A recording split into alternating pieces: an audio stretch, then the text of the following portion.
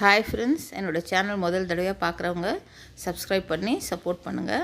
நான் இன்றைக்கி ஃபுல்லாகவே இந்த வீடியோவில் சொல்கிறது வந்து வாழைத்தண்டை எப்படி சுத்தம் பண்ணுறதுன்னு. நல்லா இளந்தண்டாக வாங்கிக்கோங்க. அடித்தண்டு வந்து நம்மளால் வந்து வெட்டி சாப்பிட முடியாது, ரொம்ப ஹார்டாக இருக்கும்.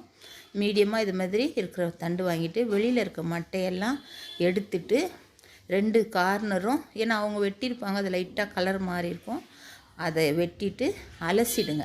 வாழைத்தண்டை வெட்டினதுக்கப்புறமா அலசக்கூடாது, அதில் இருக்க சாரெல்லாம் போயிடும்.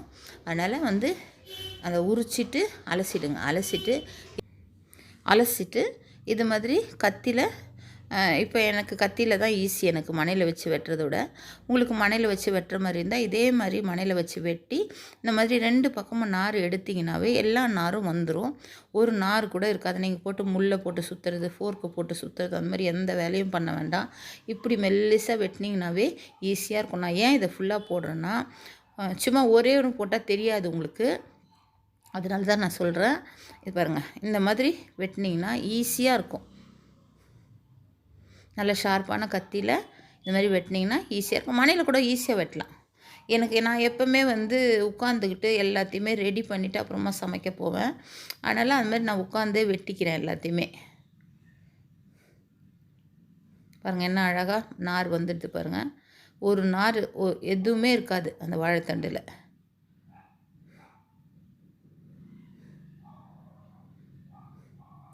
அப்போல்லாம் எங்கள் வீட்டில் எங்கள் மாமியார் வந்து வாழைத்தண்டு செஞ்சாங்கன்னா என்ன பண்ணுவாங்கன்னா, செஞ்சு போட்டு முள் இருக்கும்ல, வேலிக்காத்தா முள், அந்த முள் குச்சியை உடச்சி அதை போட்டு சுற்றி அதிலேருந்து எடுப்பாங்க.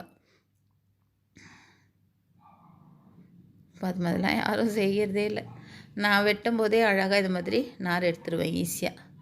எனக்கு இதுதான் ஈஸி, ரொம்ப ஈஸியாக வெட்டிடுவேன். எல்லாருமே கேட்பாங்க, நீ ரொம்ப சீக்கிரம் வாழைத்தண்டு வெட்டிடுற, ஈஸியாக வெட்டிடுறேன்னு கேட்பாங்க. எனக்கு அது மாதிரி வெட்டி இப்போது இதை கூட மணையில் வச்சு வெட்டாமல் நான் உட்காந்த மாதிரி கையிலே எடுத்து 4 நாளாக வெட்டிடுவேன். மணையில் வச்சும் வெட்டலாம். அப்படி இருக்கிற 1-2 நார் கூட நம்ம வெட்டும் போது வந்துடும் இதில். ஆக்சுவலாக நான் இன்றைக்கி செய்ய போகிறது வாழைத்தண்டு பொரியல்.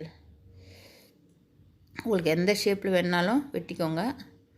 பாருங்கள், அந்த இருக்கிற கொஞ்சம் நார், அந்த நான் குறுக்கில் வெட்டுறோம்ல, அதில் இருக்க நார் கூட கத்தியில் வந்துடுது பாருங்கள். என்ன சைஸில் வேணுமோ வெட்டிக்கோங்க. நான் முந்தானத்து வந்து வாழைத்தண்டு கூட்டு செஞ்சேன், சிறுபருப்பு போட்டு. இன்றைக்கி வாழைத்தண்டு பொரியல் பண்ண போகிறேன். அதுக்கு ஒரு கடாய் வச்சு 1 டேபிள் ஸ்பூன் எண்ணெய் விட்டு, கடுகு, உளுத்தம்பருப்பு, கடலைப்பருப்பு, கொஞ்சமாக சீரகம்,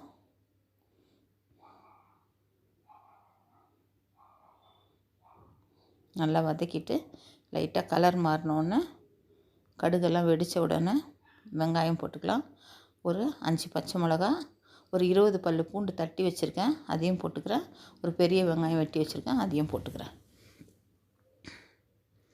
அவ்வளோதான், போட்டு நல்லா வதக்கிக்கலாம்.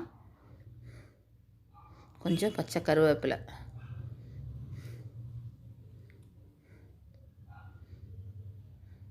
கொஞ்சோண்டு மஞ்சத்தூள் போடாமல் கூட பொரியல் பண்ணலாம், ஒன்றும் பிரச்சனை இல்லை.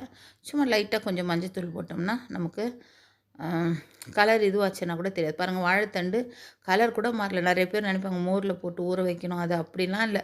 புது வாழைத்தண்டை வாங்கி நீங்கள் உடனே செஞ்சிங்கன்னா அது கருக்காது.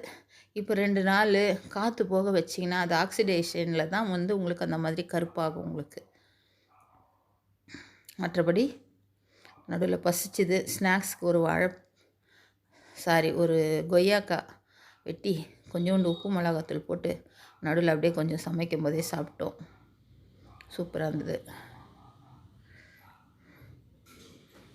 கொய்யாக்காவும் ரொம்ப உடம்புக்கு நல்லது, சாப்பிட்லாம். சுகர் பேஷண்ட் கூட சாப்பிடக்கூடிய ஒரு பழம் வந்து கொய்யாக்காய். பாருங்கள், வாழைத்தண்டு கூட ஒரு ஆவியில் வெந்துடும் நமக்கு, ஈஸி. இப்படி போட்டு வேக வைக்காமல் நம்ம குக்கரில் போட்டு வெறும் வாழைத்தண்டை ஒரு ஆவி வேக வச்சு கூட நம்ம எடுத்துக்கலாம். அவ்வளோதான், வெந்து தண்ணியெல்லாம் சுண்டி வந்துடுச்சு. நான் தேங்காய் பூவை போட்டுக்கிறேன். கொஞ்சம் சீரகத்தூள் வேணாலும் இந்த டைமில் போடலாம். நம்ம சீரகம் போட்டு தாளிச்சிருக்கனால நான் போடலை. இன்றைக்கி எங்கள் வீட்டு சமையல் வந்து கீரை, தக்காளி சட்னி, முட்டை தொக்கு, உருளைக்கிழங்கு, வாழைத்தண்டு பொரியல். நான் மற்றதெல்லாம் இன்னொரு வீடியோவாக போடுறேன். தேங்க்யூ.